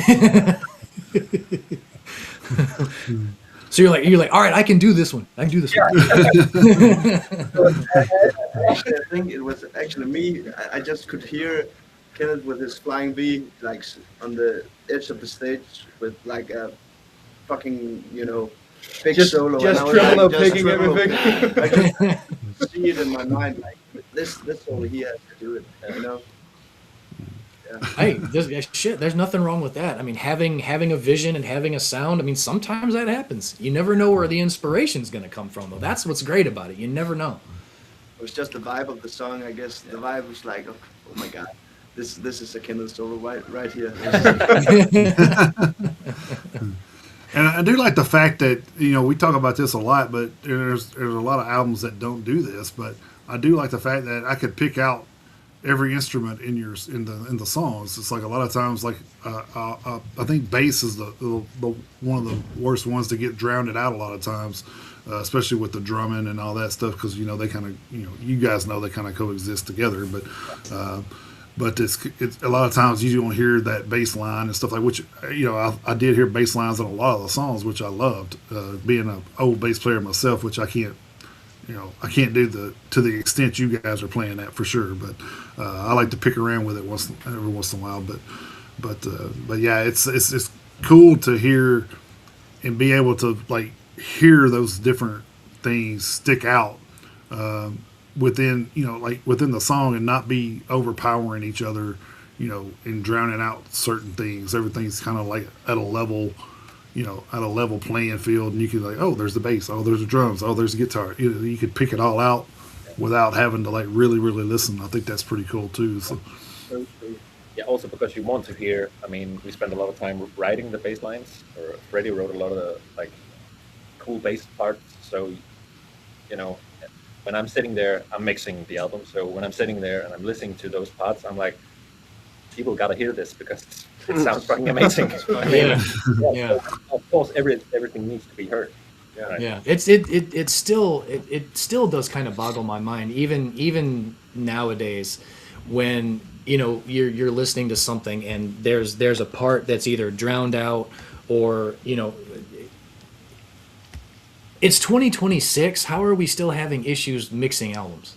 I don't understand. Don't get me wrong. I say that as somebody who doesn't have a single clue how to do that. But as a fan and as a listener, the amount of albums that Jason and I have listened to since we've started this thing. I mean, we have really heard some albums that it's like, what the fuck? They thought this was good. Yeah. It's like no one listened to this and thought this sounded like shit, that this mix was terrible. So I mean, there's been some albums and albums where it's been like, wow, they should go back to the drawing board with this. I can't believe they put this out sounding like this. I mean, it's just, with the technology we have now, it's pretty crazy that you can actually. I know everyone's ear is different and everyone's opinion is different on what's good and what's bad, but I mean, at the same time, I mean, you guys have 4 members in the band, and I mean, everyone's part should be heard equally, and I have a hard time believing that whether you're 4, 5 piece, 6 piece, a trio, whatever, that you can put your art together and go, yeah, this sounds great. Sounds like everyone is well represented here from a sound perspective. Yeah, put it out. I'm sure they'll like it. And then just like some of these albums are like, the hell were you doing? I mean, you can't. I mean, the singer sounds like he's singing in a cave. You can't. They basically Jason Newsteaded the bass player. I mean, you can't tell if there's 1 or 2 guitars. I mean, it's like so. Well, I think that's the thing it boggles with my mind. I think that's the thing with me more if I hear something and I'm like really pisses me off. It's like I'll hear something and it starts out and I'm like, oh shit, here it comes, and you hear. Like, what the fuck, dude? Like, what the hell? I'm like, you had me at the instrumental part, and then you lost me when you started singing like you're in, 2 doors away or something. Yeah, like if you're in the garage going, I'm trying to sing some songs. Yeah, it is so strange. Yeah, I'm not sure like the thinking, but and like a lot of times it kills me is because you'll look at it and it's like, Napalm Records or something. I'm like, really? Napalm really put that out? Like, what the hell? So I seen you guys, like, when I look at it, it says, it has like Dead Records. Is that like you guys' own label or something? Or? Okay. Yeah, okay, gotcha. DIY, yeah. Gotcha, okay. So I was just making sure because usually when I see that, I'm just like, oh, I don't think I've ever heard of Dead Records. Well, that would be why, I guess. So. Not that we need any more record labels in our inbox, but oh my lord, yeah. I think I woke up this morning to 13 new emails from like record labels with stuff coming out. I'm just like, oh my god, like I can't. It's like 2 of us can't keep up anymore. We're going to hire somebody just to like weed out stuff for us or something. Yeah. Well, the funny thing is as soon as you mentioned it, I opened our inbox and it's gotten to the point now where it just says 99 plus, that we've gotten so many that we haven't been able to get to at this point. It's I don't think it's ever been that bad. Usually one of us is checking stuff every day, and that's the thing is I do check it every day. Well, that's what I was saying. I was on there the other day going through stuff, and I'm like, oh wow, man. It's like, and I seen where you had checked stuff, and I'm just like, oh, I'll just try to check this stuff he hadn't listened to and see what we got, and it's like you wake up the next day and it's another 15 or 20, and you're like, Jesus, I ain't ever going to catch up. So, which is a good thing to have, I guess. But with the constant new stuff going to your inbox, but it's just hard to keep up. Yeah. But again, that just goes to show, as far as we're concerned, everyone who wants to talk about whether or not the heavy metal scene is healthy from just a general, like a general situation standpoint. People are like, man, metal isn't, no one listens to metal. You're full of shit. Just because you don't doesn't mean that people don't. The metal scene is alive and well. I don't care what. Oh yeah. I don't care what anybody says. So. Agreed. Yeah. So hell, our email inbox and all of the bands that we've had come on the show over the past 5.5 years completely debunks that theory. Kicks that shit right in the face. Be like, no. So well, the thing is, like, that's the proof of this show is that if you're not hearing things, then you're not looking for it. Because I mean, we've obviously found you guys, we found every band that we've ever talked to, we found through researching for this show. So yeah, it's like if you're not willing to go out and do the research, then you're not going to find anything. You're just going to be listening to Metallica and Judas Priest and all those bands the rest of your life and never learn anything new. So how did you actually find us? Like, how did you hear about us? So we get all of our albums list from a website called Heavy Music HQ, and it was listed in the albums that were released for that week. And we just went through there and we just pick out he'll pick out an album, I'll pick out an album, and we just review it. Wow. Okay. Well, cool. Yeah. Yeah, it's weird because like it is just the two of us, and we're a DIY podcast just like you guys are a DIY band. So what we do is, on a weekly basis we pick an album off of our list from that website, and we're like, something will catch our eye, because what we try to do is we try to make sure that we're picking out a band as far as like an actual doing our album reviews. When like Metal Church or Megadeth or so when a household name comes out with an album, of course, we check it out. But what we do for the podcast is we go through the list and we pick out a band's, like, whether it's the album name or the band name, something piques our interest. And we're like, all right, I'm going to go with this one this week. And he'll be like, hey, which album are you going to review? And I'll be like, I'm going to go with this one.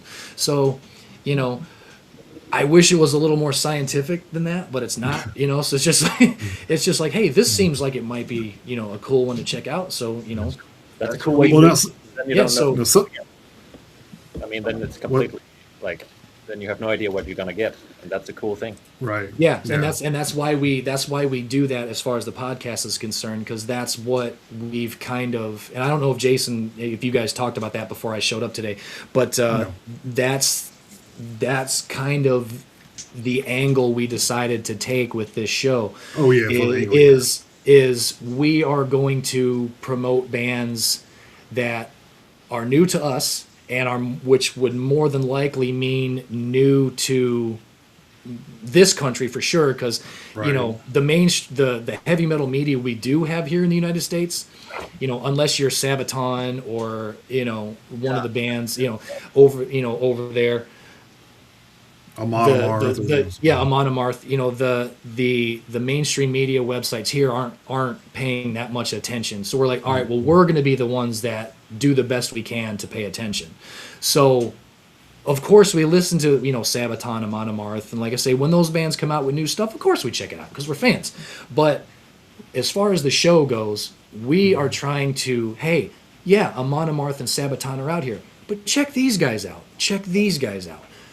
So especially over here in the United States, because you guys aren't an afterthought per se, but as far as we are concerned, the rest of the world doesn't get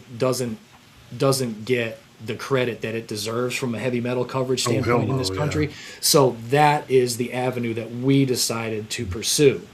So, don't get me wrong, we've had plenty of domestic bands come on, Ashes Rain, Halo Scars, Valkyrie's Fire. But I mean, we've had guests on from all over the world. Like I said earlier in the show, you guys are the third Scandinavian country we've interviewed. We haven't had anyone from Norway come on yet, but I'm sure it's only a matter of time.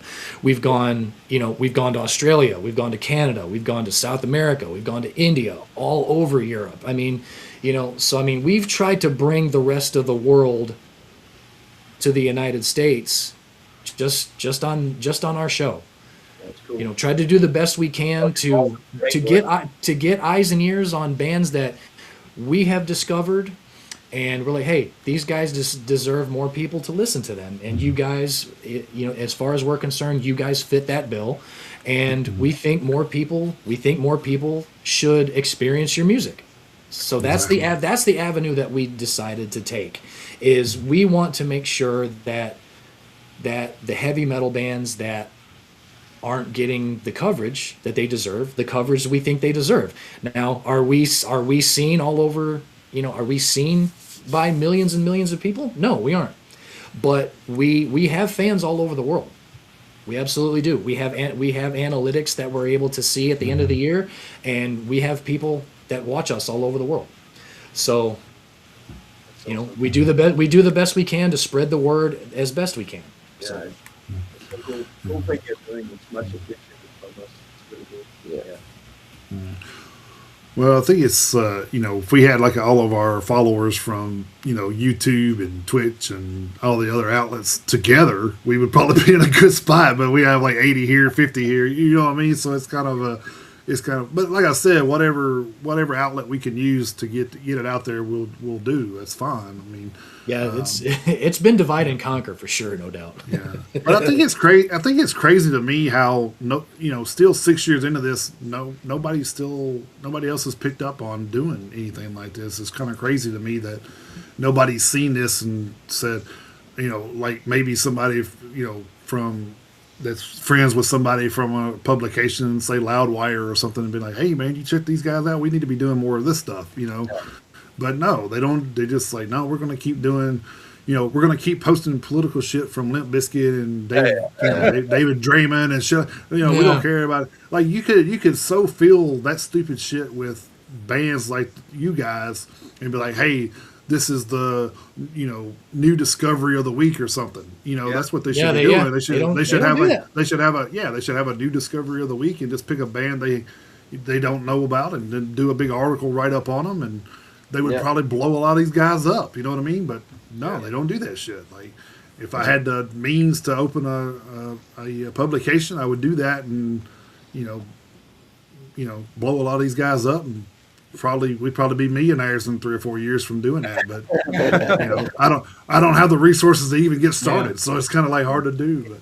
But so we just use the outlets that we are able to use, and do what we can to get new ears and stuff on you guys, bands like you, and we still promote, like we constantly promote other bands. If you guys haven't, we have a Facebook page too that's public that you guys can go over and follow us there, and you can post whatever you guys have coming up. You can post it there. I mean, that's what it's for. Music, we kind of keep it separate. We kind of keep that separate. We have a group page, but we keep that private because we'll wind up with a bunch of spam stuff in there or whatever, and it's not as bad if it's public over on the other page. So we just kind of keep the spam down on one thing, and the other one, if something pops up, we'll get notified and we'll take it out. But most of the time, I don't think we've ever gotten anything from the public page. Honestly, I think not that I recall. We've gotten kind of lucky that and everything that's true. Everything that's posted there either comes from Jason and I, our album reviews and stuff like that, or our playlists that we put together, or hey, bands have. Like I say, bands come on there and they post their tour posters, they post their music videos when they come out. Mm-hmm. So I mean, you guys are more than welcome to do that. Whatever comes along, put it out there. I think a band a while back was posting some stuff where they were in the studio, and I thought, that was pretty cool. So we that's what it's there for. Like if you guys want to use that tool, that's there for you guys. I'm not, whatever you want to do is fine with us. We just like to have anything to help you guys. We just like to put it there available for you to use. So and like I said, it's harder. I think it's harder to get people to listen to bands from over there, because I think there's a lot of talented bands over in Europe that doesn't get the like Chris said earlier, doesn't get the notoriety that they should over here. I mean, even Sabaton and stuff is not played on the radio here. I mean, they don't play that shit on the radio here. So I mean, it's all like, like our radio station sucks here in town anyway. So you play, it does. They'll play the same 30 Seconds to Mars song 20 fucking times. I think that's rock and roll. So I mean, rock radio. It's the same here. Same here. Don't even get me started. Well, I mean, that's one of the reasons why we actually got hooked up with a guy in the UK, like I was talking about earlier, and actually created a radio station with him. And that's why we did that, was because we got tired of the shit that plays here. And then, a lot of times you're not, you don't want to, listen to Spotify play you the same shit over and over and over, because a lot of times they've been doing that too. It's like, people don't understand Spotify's algorithm is set to where, okay, what are we going to put into your playlist that we don't have to pay another band, a $15,000 check next month? So that's what shows up in your algorithm, so they don't have to pay these guys. That's exactly what it does, and people don't understand that's what it does. So unless you're actually setting something up and playing it, you're just going to get whatever they throw at you, so they don't have to pay the bands a lot of money. So, So really, if we wanted to be assholes, we just put the Deadnate Mosaic album on repeat for like 17 hours and let them pitch you guys. But I don't know how that works either. They probably got some kind of IP address thing. On They that, probably do. Yeah, so they don't have to wind up paying a bunch of money out, which is which to me is we've talked about this before. Is like the payouts on that stuff is just ridiculous. It's criminal. It's fucking criminal. Is what it is. True. It's especially when that guy's making $10 million profit every year. I'm just like, dude, like you're making $10 million profit. You could up the payouts a little bit more. At least give them 10 cents a play or something. Like Jesus Christ, you're out here paying them a fraction of a penny. That's the thing that gets me is he's not even fucking dealing in whole numbers. That's ridiculous. Yeah. It's like but I mean, he's cheap, but he's not stupid. So I mean, he's got all this. He's got all this. Like you talking about, algorithms and everything else. Mm-hmm. They're cheap as fuck, but they're not stupid. Well, the thing that's funny to me is like you had Lars Ulrich and them fighting Napster all those years, and now you're right into the same shit you were fighting, 15 years ago. So. Yep. Same shit. Yeah, it's almost. They just found a way to make it. They just found a way to make it legal. Yeah, I was about to say it's almost legally. I'm about to say it's almost like he was right or something. So I mean, everyone wanted to shit on him, but Yeah. All right, guys. I guess we're getting close to wrapping this thing up, but I want to give you guys a chance to tell everybody out there kind of where you can find you guys on social media, websites, anything like that, or. Freddie nominated him. He's like, I guess you can find us on Spotify, of course. You can listen there, Deadnate, and pretty much all streaming services, of course. You can find us on Instagram and Facebook, of course, and YouTube as well. Bandcamp. Yeah, Bandcamp. Bandcamp's a great website. It really is. Well, we're there as well. If they purchase anything, that's where you need to do it from. We also have our own website where you can purchase merch as well. Nice. Okay. So yeah, pretty much. So are there hard copies of Mosaic available in any of those places? Yeah, and also we've already sent 2 copies to the States. That's kind of crazy when you do it. Time it's like, wow, you want to pay like $100. That's awesome. But yeah, I mean, those are those are the fans you want. Exactly. Those are the fans you want. True. Yeah. So to you two guys out there, thank you very much. Yeah. Hey, if you're if you're willing to pay international shipping, you are dedicated. So Crazy expensive. Yeah, well, like I think we bought something a while back from over there, and I think the shipping was almost as much as the album was. I was just like, damn. Like the album was like $24 and the shipping was $17. I'm like, Jesus Christ. They don't play. They do not play.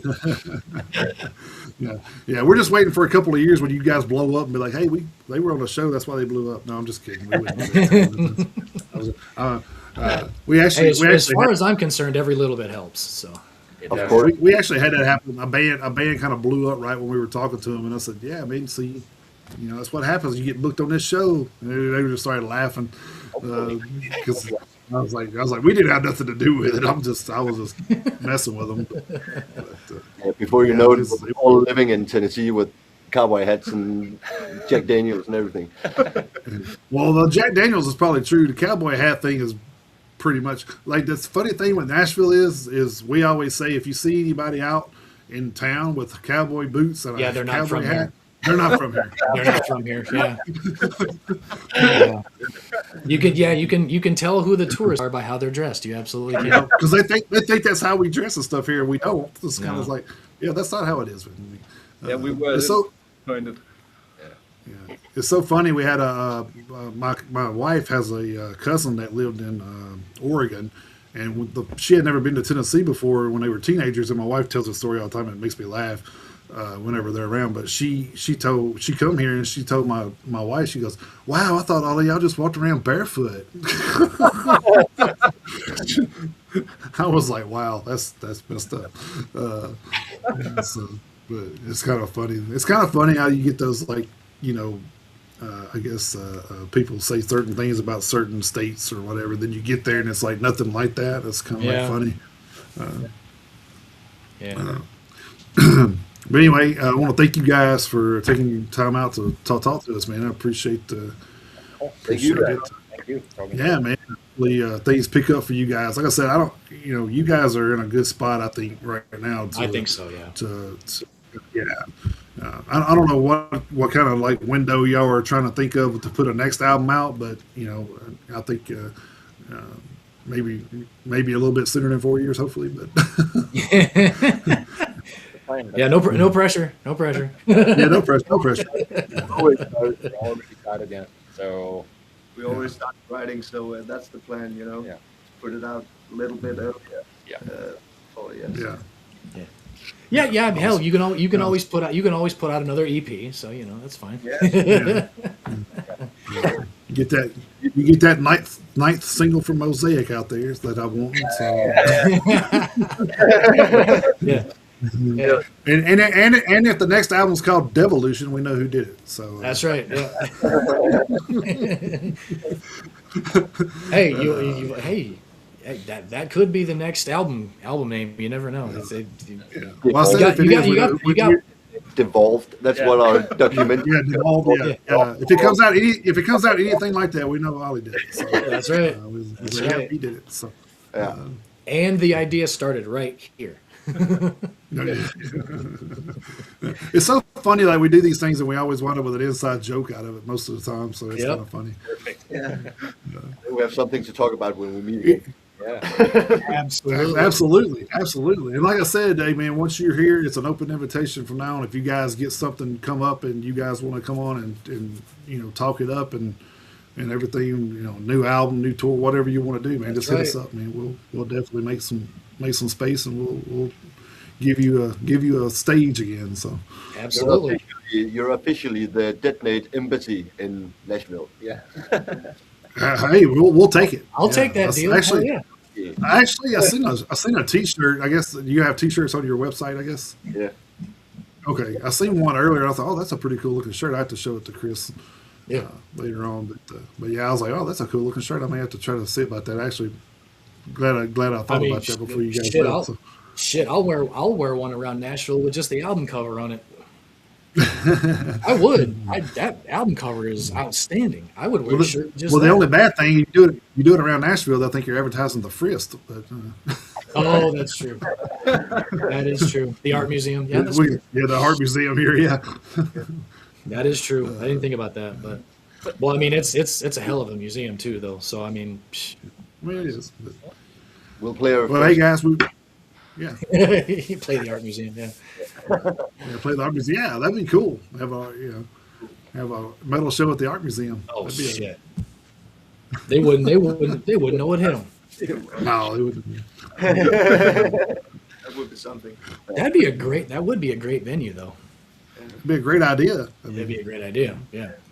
It's a great idea until people start mosh pitting and everything gets fucking smashed. Oh yeah, knocking sculptures over. Yeah, that's true. Maybe they got a nice little outdoor spot. So. There we go. That's true. They do. Actually, now that you mention it, they absolutely do. All right, gang. I'll let you guys get back to your evening there, and hopefully we'll do this again soon, man. Yeah, man. Yeah. Sure. Thanks for Thanks for having us. Thank you for having Yeah. me. Hey, Absolutely. Thanks for coming on, man. It was our pleasure. and have a good. And I don't know if it's day or evening or what time is it in 11. It's almost noon here, so. But we're kind of. Are we in the future or in the past right now? You guys are Y'all are in in the future. Yeah. Yeah, you guys are in the future. Well, Well, have a good future. Yeah. Hey, if anything happens, after this, just give us a shout so we'll be able to look out for it at like 7 at night or something. Yeah. Right on. Have a good one, boys. yeah. You too, man. Y'all have a good one. Take care, gentlemen. Appreciate it. Yeah. Hell yes. The whole band Deadnate from Deadnate. Deadnate there. So if you haven't, of course, if you haven't been listening, obviously shame on you, but definitely check out that Mosaic album. It's a great album. Yeah, it is. And like I said, if you're into the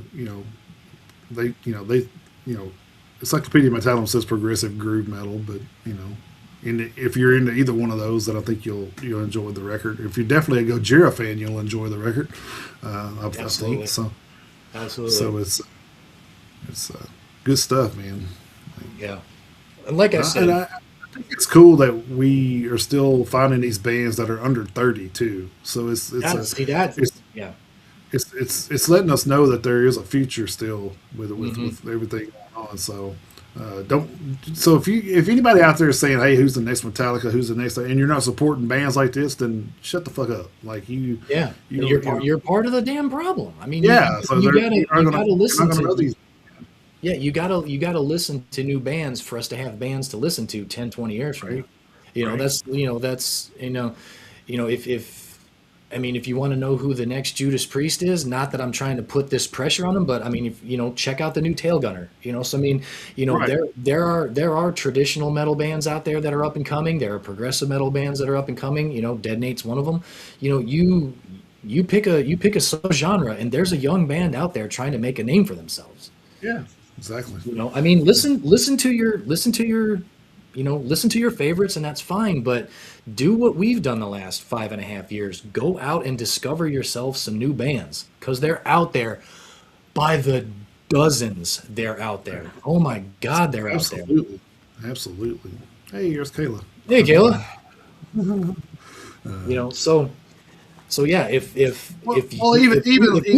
you want to listen to something new and you're like, well, I can't find it, then you're not fucking looking. And it also means you're not watching the Metalheads Unite podcast. That's what it means. That's true. Yeah, that's true. But that means you're also not looking hard enough, because there are new bands out there. Anywhere, everywhere. They're out there everywhere. So I think a little thing that people can do is, if they go to these festivals, is try to go over to the side stages a little bit. If you got time in between bands that you're wanting to see, kind of swing over toward the smaller stages and discover something new. It's like, I think there was a couple of bands. Well, actually, there's been a lot of bands that I discovered from side stages on here. That's been on here. Ashes Rain, Eyes of the Living. Well, actually, Ashes Rain. I just met them. I didn't see them, but one of the last Eyes of the Living. All those bands were bands I saw on a side stage at a festival. So I would have never probably knew them if I didn't do that. So. So it's been, you can do it multiple ways. You can just sit here and research, or go down a rabbit hole like we do. Or we've done that plenty of times. Or you can just go and see a show, and if you see a band playing somewhere that you've never heard of, look them up and listen to some of their stuff. See if you'd be interested, and then go check them out live. I mean, that's always a choice. There's more than one way to try to find these bands. That's what I'm saying. It's like you don't have to be. Or you can just listen to Metalheads Unite. We'll do the work for you. Whatever. So. or that, or that. I actually recommend that option being on a lot of your lists. Yeah, do that. Right. Yeah, just do that one first. Yeah. I know we're getting ready to wrap this up, and if you haven't noticed at the bottom of the screen, we don't have the. I didn't advertise the radio station right now because there's a lot going on with it right now, so I'm trying to get some answers about it, or something to do with the licensure on the radio station, and owner is trying to work it out. He said there was some new way that they're doing it or something, and he's been doing it the old way, so I think that's kind of what the problem is. So he's got to show proof that he's done the things that he's supposed to be doing the last 2 months, I guess, or something he said. So once he gets that squared away, then I guess we'll be back online. But right now we're kind of in limbo. So unfortunately, I've talked to this guy a few times. I trust that he's going to get everything worked out. So if not, he'll probably create his own shit, because he's just that kind of person. He's I think he's got he's created his own websites and stuff like that, so he definitely has the know-how to do things. So we'll see what happens, but right now the radio station's kind of in limbo, so we'll keep you posted as soon as that gets squared away on our Facebook page and group there. make sure we give you follow-ups on that. So in the But- meantime, you can follow us on our socials. That's right. We do have the Facebook group and the Facebook page, like we mentioned with Deadnate. We have our X account, Instagram, TikTok, Twitch, our YouTube channel, and we also have Rumble. Check out the playlist on Spotify. So yeah, if since the radio station is having some technical difficulties right now, you can check out all of our playlists, the new release playlist that Jason puts together, and the theme of the week that he and I both compiled together. And you can also email us at metalheadsuniteusa@gmail.com. So still plenty of ways to keep up with the Metalheads Unite podcast in the meantime. So Absolutely. Yeah. So, but yeah, we'll. So far, as far as next week goes, we'll be back to our regular format. Looks like so.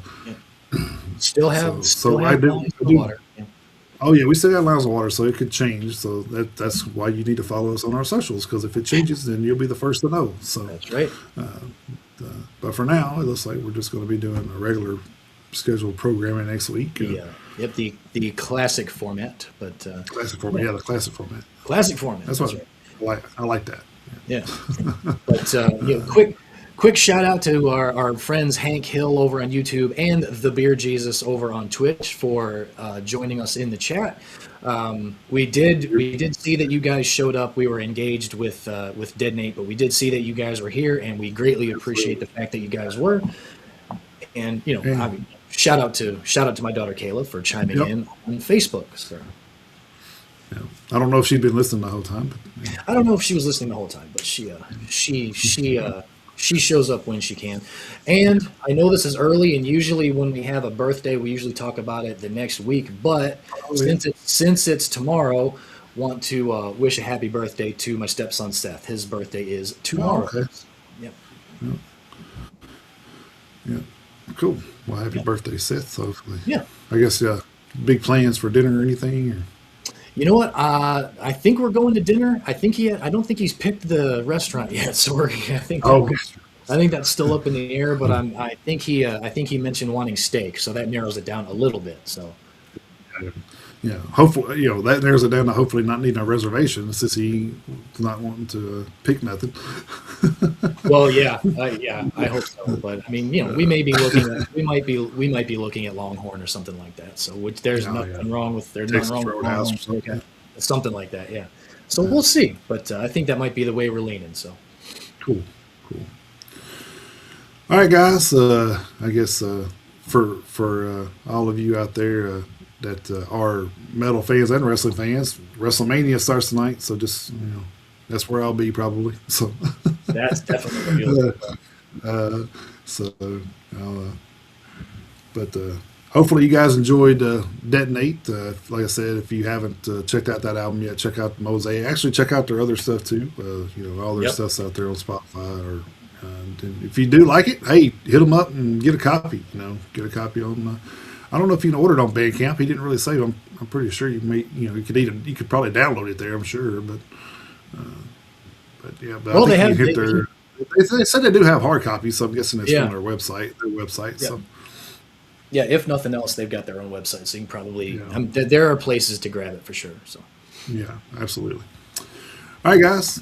Hopefully, we'll see you back here next week. In the meantime, keep those horns held high.